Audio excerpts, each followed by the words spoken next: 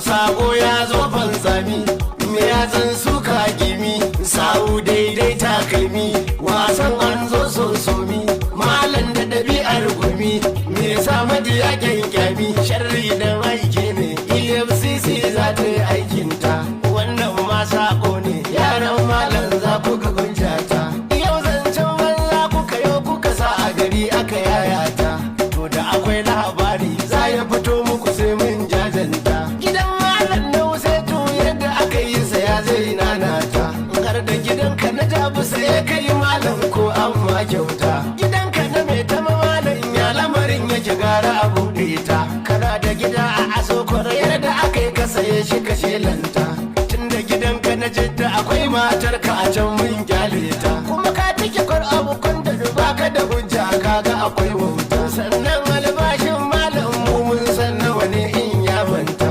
yadda aka yi da kirito malam kila a nan yau kwashe ta akwai dubban miliyoyi kar in ce muku malam ya sata ku kyale batun fahimti in sun cin masa zai yi bayanin ta yanka wuce EFCC ICPC za ta yi aikinta malam ya fasa aya ya bijire mata ya ci amanar ta ana da dubban labarai zan kawo muku in an shelanta da an saka laifin sani idan sai ya koma kurmi idan babu batun bambami kira shi da kyanwar lami malam ya kwashe da ni mai halin bera fanzami sabo mai kora fanzami ga shegen kara fanzami zance ya fara fanzami